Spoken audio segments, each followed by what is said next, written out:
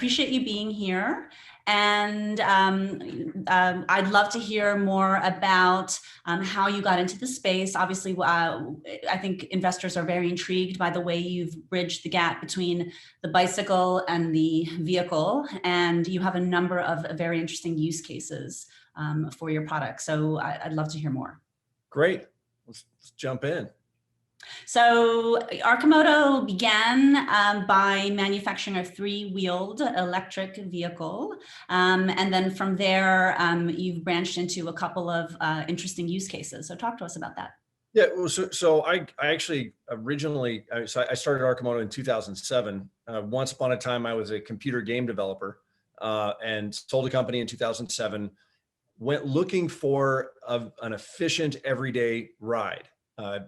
I wanted something electric. I wanted something affordable, high quality, and I didn't want a full-size car, because when you think about the way that we transport ourselves almost all the time, it is either alone or with just one other person carrying a relatively small amount of stuff. And so the idea of using 4,000 pounds of steel to move, on a good day, 200 pounds of dude around town to get a cup of coffee.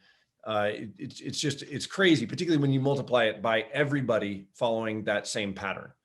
And so the Arcimoto quest really began when I saw a small three-wheeled kit vehicle in a parade in 2007.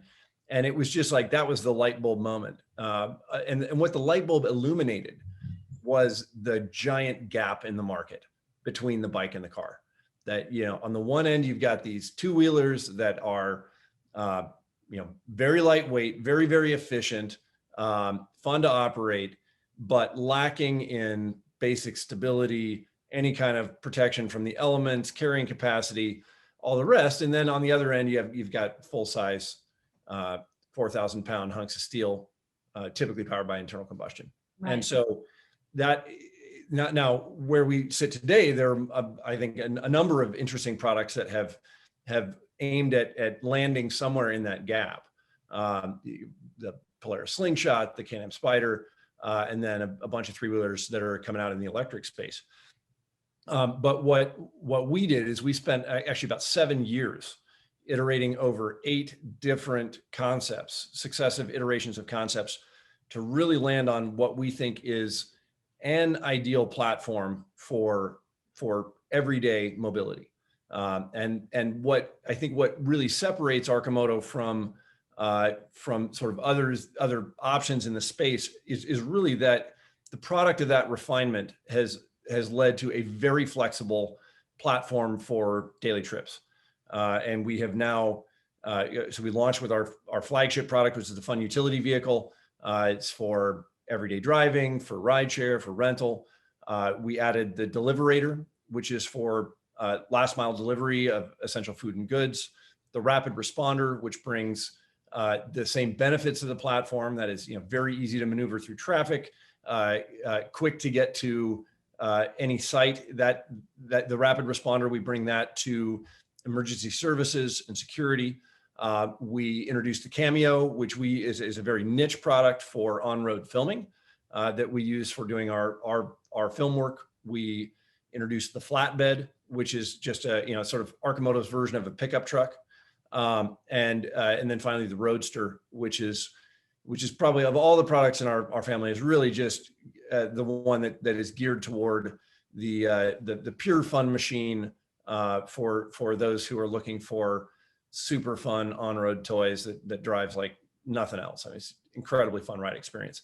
And what's really key about that is that all of those different products are really, they're almost the same product.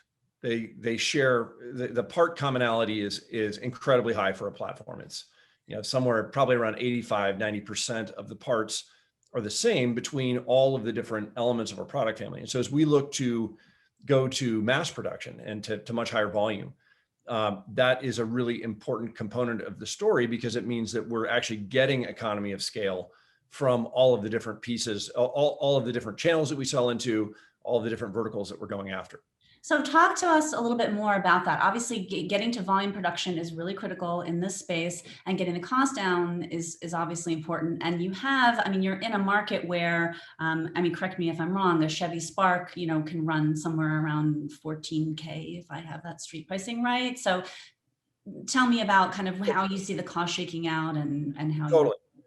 So a year ago, we set out what we thought was a big, hairy, audacious goal, which is to open a mass production facility that would ultimately have at full capacity the ability to produce 50,000 vehicles a year, and we wanted to kick off that new facility by the end of next year.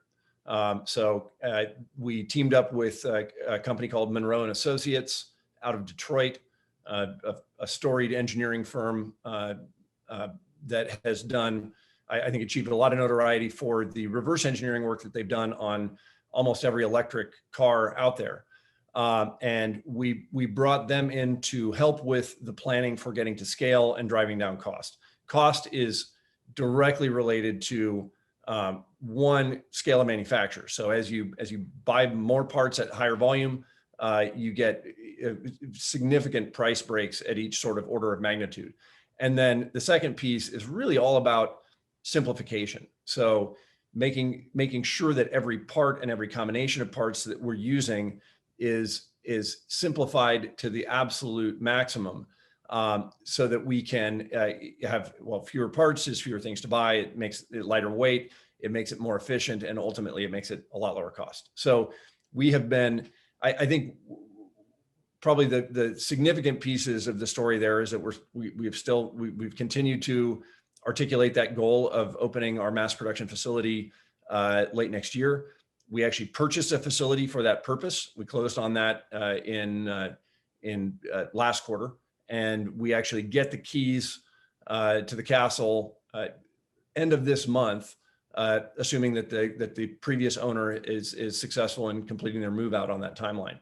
And then we'll have a lot of work to do to upfit that facility, and also just all of the engineering work that's going on for that sort of mass production version of the vehicle platform.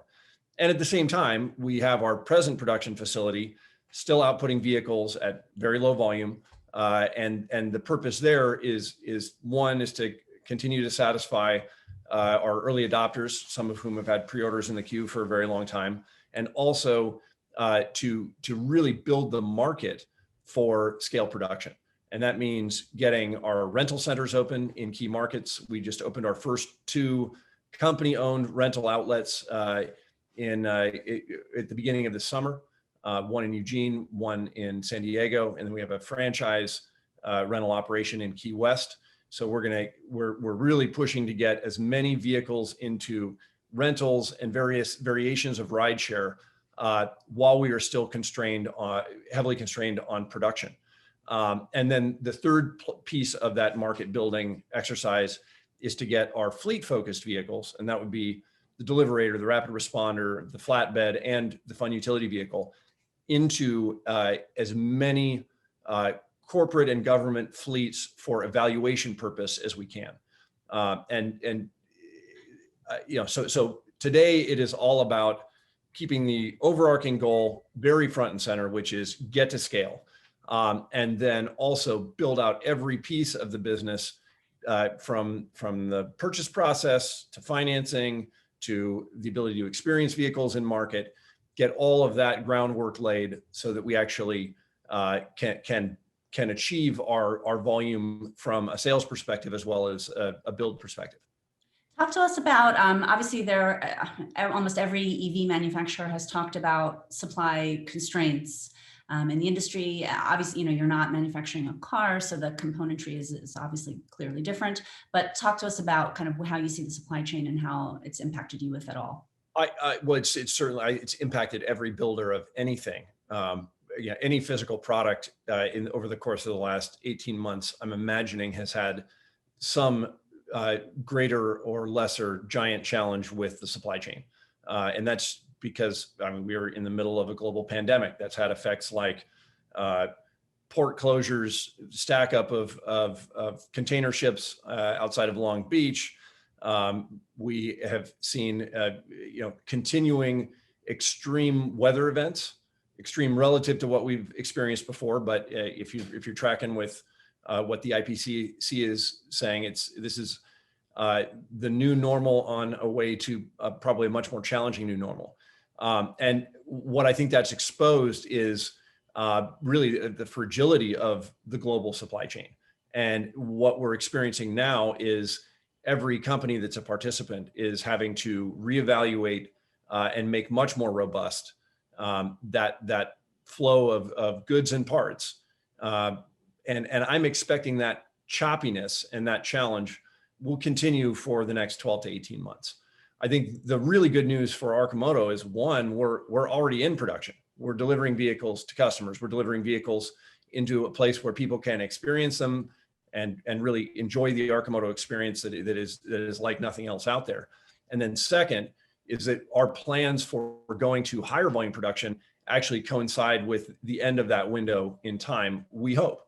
But it gives us, we're going to have to be very judicious about where we place vehicles in the market today for maximum effect.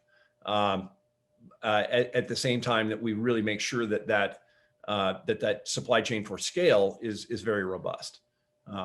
Non-trivial challenge. There's a lot of enthusiasm around your company with respect to the food delivery market, right? And given the pandemic related demand from restaurant delivery organizations, how do you see that playing out? Are you in conversations with companies? Where do you see that opportunity going? Absolutely, we are in conversations with companies. We have run a pilot with a company called HireCar that is specifically about gig drivers doing last mile delivery. We've had very positive feedback on the use of the Deliverator for last mile delivery applications. What we're working on now is really, being a good ecosystem partner. And that means making sure that we've got the right tools in place for people to use the vehicle that they need when they need them. And it's, if you think about, I've ordered Grubhub and had people show up in minivans dropping off a little bag of food. It's crazy. So from an operating cost perspective, from a vehicle purchase cost perspective, particularly as we get to scale, we think that the Deliverator has huge advantages in terms of last mile delivery. And right now, it's just all about making sure that the business model is fully aligned so that it works with existing restaurants and existing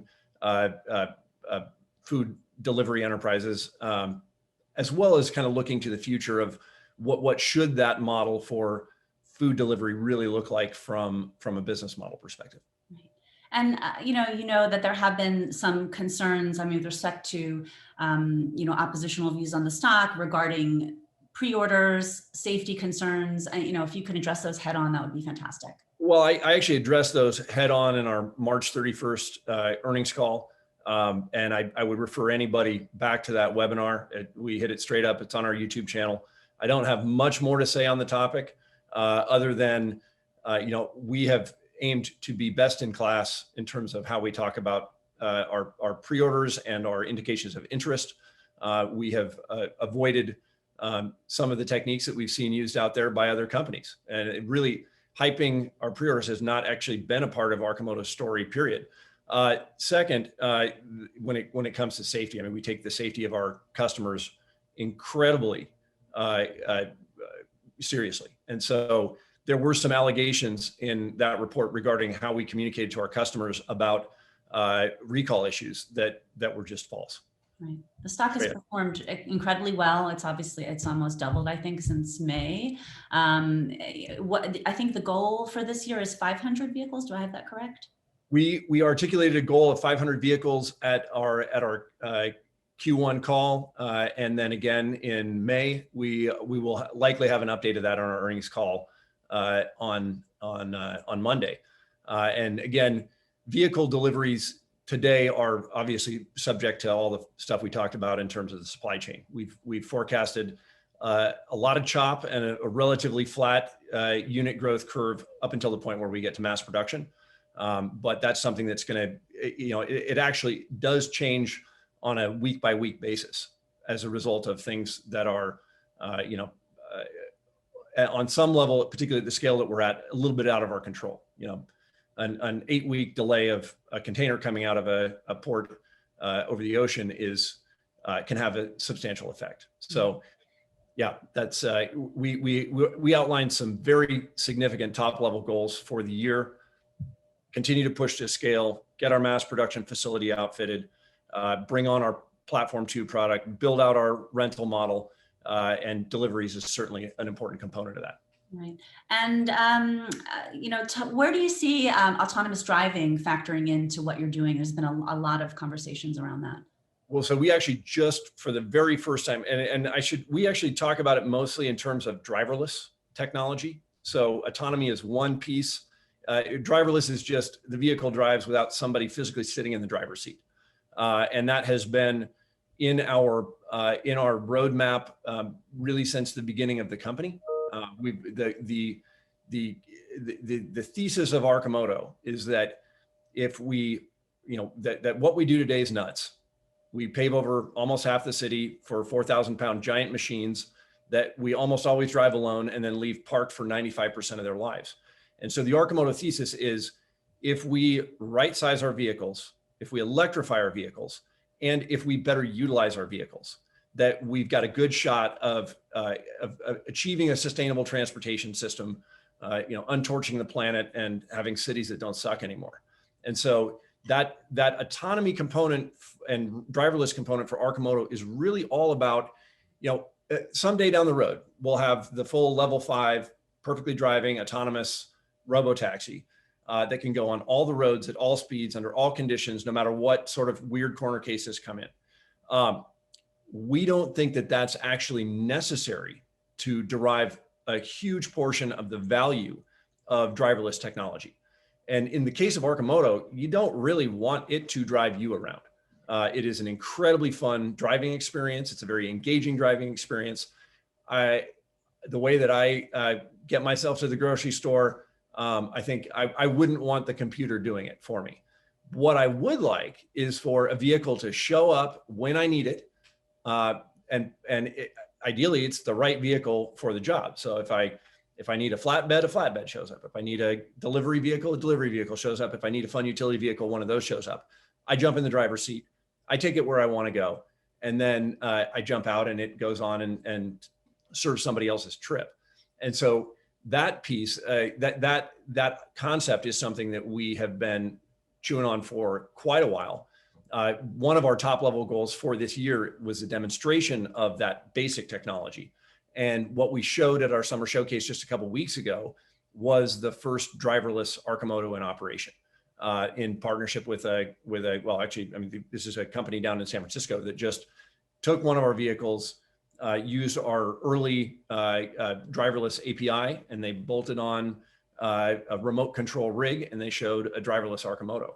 And if you think about rideshare, Uber, Lyft, taxis, you almost always have two drivers in the vehicle, right? You're a driver, you're sitting in the backseat getting driven around by another driver. So that cost of the trip, the big cost, one of the big human cost pieces of it is just paying somebody to drive a perfectly capable driver around. And that's the piece of, in terms of the robo-taxi business case, you take out a big chunk of the cost just by letting a driver drive themselves. And then the second piece is what's the most efficient, lowest cost, safest way to get to have a vehicle conveniently available for you. And so that's the part of the nut that we're chewing on right now. Mm-hmm. And talk to me a little bit about chargeability. It just seems like in terms of EV batteries, there are a lot of new architectures trying to get the cost down, trying to get the chargeability up. Tell me a bit more about what the charging time looks like with an Arcimoto vehicle. And the basic use case of the Arcimoto is for everyday trips. We're driving on average about 30 miles a day here in the US. I think the median trip is something like 5 miles. Mm-hmm. And so the thesis of the electric car is it needs to do everything that a car can do. It needs to be able to go 300 plus miles on one charge of gas or electrons. It needs to carry 5 to 7 people. It needs to have ubiquitous long distance charging all over the place. And that creates this giant chicken and egg problem. When you think of something that is a much lower cost, everyday thesis vehicle for all of your daily trips, which is a big part of the emissions and driving problem today, you can just charge it from your driveway with a normal 110 outlet. That's what I do. I plug in when I get home, and every morning I've got a full tank. So that's the base case. Now, of course, the other advantage of a small lightweight vehicle is that you actually, it's more efficient, particularly in our case for city driving, than a full-size electric car. So you actually go farther on the same number of electrons. As we go on, we're definitely going to see incremental increases in battery capacity, incremental reductions in battery cost, incremental improvements in charging speed. But right now, going from 0 to full on a 110 outlet is an overnight charge. On a level 2 charging station, it's around 3.5 to 4 hours. We would expect that we'll have higher capacity charging options, on the road ahead. But for that daily use thesis, the 110 outlet in your driveway is good enough. Right. And what do you see as the limitations right now and barriers to getting broader EV adoption? I mean, the use cases seem clear. Clearly, it's a matter of getting to volume manufacturing, reducing costs. What else do you see? Well, the way I look at it, it's an inevitable transition, and it's going to happen quickly. The question is, will it happen quickly enough to really make a meaningful help in avoiding the serious downsides of climate change? And so the accelerants that we see, and again, like when I look at, the competition to Arcimoto is the state of the world today, and the challenge that we all collectively face. That is the biggest motivating factor for this organization in the work that we do. And so the levers that can help there are purchase incentives, obviously government investments and private sector investments in more deployed charging infrastructure, manufacturing assistance and help. And then the biggest help would be putting a price on carbon, because what we have is an externality that is torching the planet that nobody pays for, because it's just not baked into the cost of any of the things that we do. And the minute you put a price on carbon, you will start to see a radical shift in human behavior. And what about, could you see any impact from the Biden infrastructure bill or other federal initiatives? I think that it is very heartening to see that we have an administration that is taking this problem seriously. I think that the moving in of the goalposts to get to 50% EVs manufactured by 2030 is a good first step. I think we've got to move a lot faster than that, but it's a big jump forward from where we've been in the past. Right. What else is misunderstood about this space? What are we getting wrong as investors? I'm not sure that it's. I think some are getting it right, some are getting it wrong. There's a lot of the challenge in the public market is evaluating the future potential of something, right? So the public market is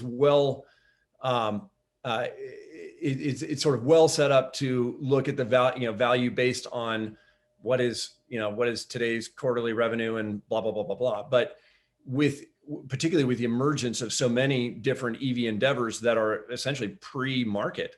I mean, we've been in the market now. I mean, we've been a public company for 4 years. We're in production.